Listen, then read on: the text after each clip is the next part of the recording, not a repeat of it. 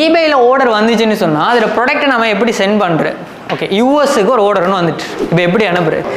எல்லாருக்குமே ஃபெமிலியராக இருக்கக்கூடிய ஒரு விஷயம் சொல்லவா? என்ன? Post office. இருக்கிறதுலே ரொம்ப சீப்பாக இருக்கிற ஒரு இடம் எதுன்னு பார்த்தீங்கன்னா போஸ்ட் ஆஃபீஸ் தான். நாங்கள் எல்லாமே நம்ம போஸ்ட் ஆஃபீஸோடாக அனுப்பலாம். போஸ்ட் ஆஃபீஸோடாக நம்ம அனுப்புறதுக்கு நமக்கு எந்தளவு காஸ்ட் வரும்னா 50 கிராம். ஓகேவா? 50 கிராமுக்கு உள்ளே இருக்கிற ப்ராடக்ட் நீங்கள் அனுப்ப போகிறீங்கன்னா வெறும் 480 ரூபா தான் உங்களுக்கு காஸ்ட் ஆகும்.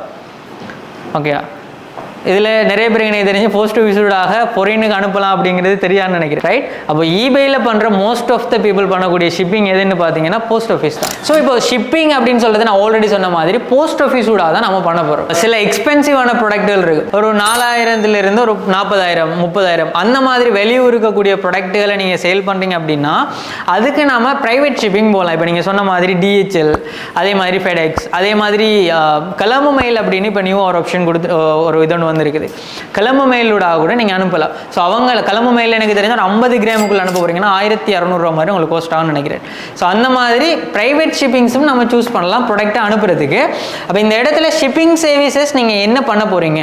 இதில் டொமஸ்டிக்கு வந்து என்ன ஷிப்பிங் யூஸ் பண்ண போகிறீங்க, இன்டர்நேஷ்னலுக்கு என்ன ஷிப்பிங் யூஸ் பண்ண போகிறீங்க அப்படின்னு கேட்பாங்க. நீங்கள் இன்டர்நேஷ்னல் வைஸில் சேல்ஸ் பண்ணக்குள்ள டொமஸ்டிக் எதுன்னு சொல்லி கன்சிடர் பண்ணணும்னா யூஎஸை தான் கன்சிடர் பண்ணணும். அதே மாதிரி இன்டர்நேஷ்னல் அப்படின்னா யூஎஸை தவிர்த்து மிச்சம் இருக்கிற எல்லா நாடுகளுமே வந்து என்ன நம்ம இன்டர்நேஷ்னல் கேட்டகரிக்கெலாம் வரும். அப்போ என்ன ஷிப்பிங்கில் நீங்கள் அனுப்ப போகிறீங்க அப்படின்னு கேட்பாங்க. அதில் டீட்டெயில்ஸ் கொடுப்பீங்க.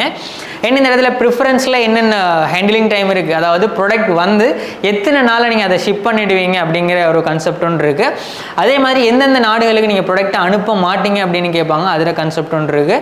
தென் ஐட்டம் டிஸ்க்ளோசஸ், இதை வந்து நம்ம இப்போதைக்கு எதுவுமே பண்ண மாட்டோம். பிகாஸ் அந்த ப்ராடக்ட்டில் ஏதாச்சும் இப்போ எப்படி சொல்கிறேன்னா, சில ப்ராடக்ட் வந்து நீங்கள் ஸ்ரீலங்காவிலேருந்து அனுப்புகிறீங்கன்னா அதுக்கு வந்து நீங்கள் ஒரு ரெஸ்ட்ரிக்ஷன் இருக்கும். இந்த ப்ராடக்ட்லாம் இப்படி தான் யூஸ் பண்ணணும், இந்த மாதிரி தான் யூஸ் பண்ணணும், இதை நீங்கள் ஒரு அறிவுறுத்தல் இல்லாமல் யூஸ் பண்ணக்கூடாது, அந்த மாதிரி சில ரெஸ்ட்ரிக்ஷன் இருக்கும். அதுகளை கொடுக்கணும்.